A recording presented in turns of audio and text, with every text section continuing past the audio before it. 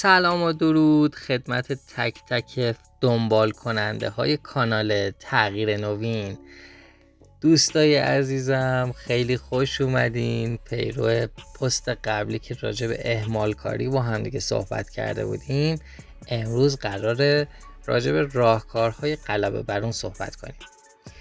اگر به تازگی دارید کلیپ من رو میبینین، لطف کنید لایک و سابسکرایب و کامنت فراموشتون نشه. امیدوارم که از مطالب خوشتون بیاد. اولین راهکار ریشه یابی اهمال کاریه.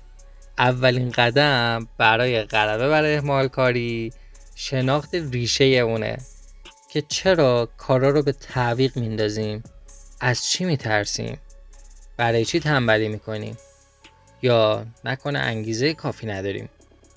با شناخت ریشه میتونیم راه حل‌های مناسب تری رو برای مقابله باهاش پیدا کنیم.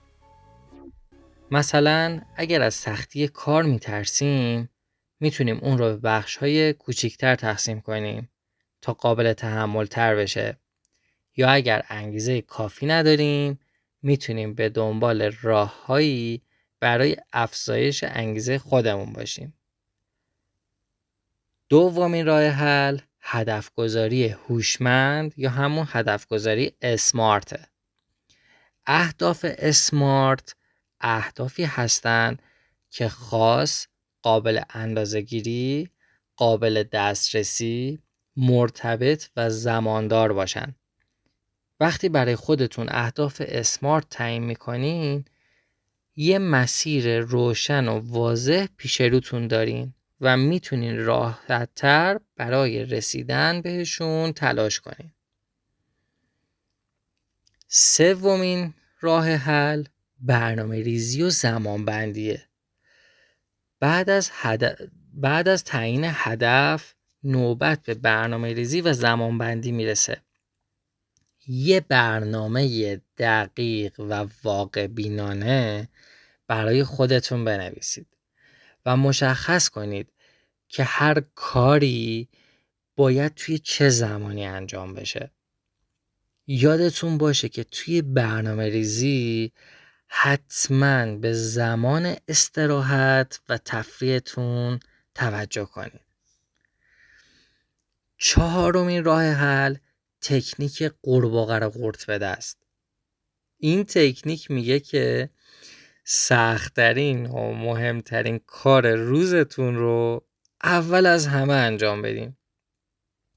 وقتی این کار رو انجام بدین، بقیه کارا خیلی راحت‌تر به نظر میرسن و انگیزتون برای ادامه کار بیشتر میشه. پنجمین راه حل حذف عوامل حواس پرتیه.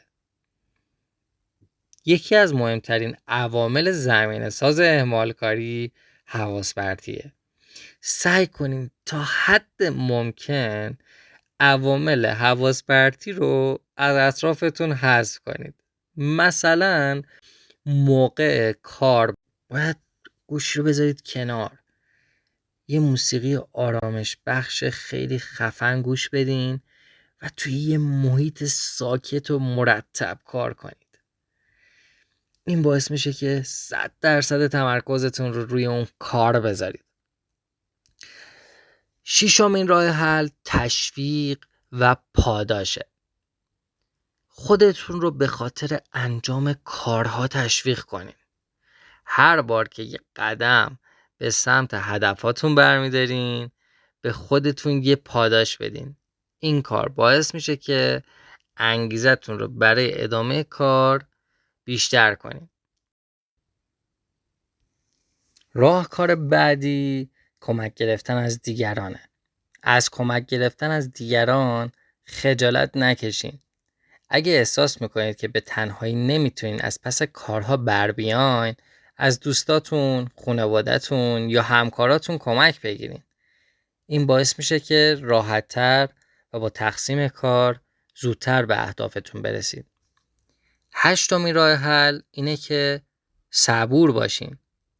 غلبه بر اهمال کاری یه فرایند زمان بره. انتظار نداشته باشید که یه شبه بتونین به طور کامل بر اهمال کاری غلبه کنین. صبور باشین و به تلاش خودتون ادامه بدین. یادتون باشه که شما تنها نیستین. همه ما گاهی اوقات با اهمال کاری دست و پنجه نرم میکنیم. غلبه بر اهمال کاری ممکنه، اما با تلاش و پشتکار میتونیم به این هدف دست پیدا کنید. اهمال کاری یه عادته و هر عادت دیگه هم غیر از اهمال کاری میشه تغییر پیدا کنه. امیدوارم این راهکارها بتونن کمکتون کنن تا بر اهمال کاری غلبه کنین و به اهدافتون برسید.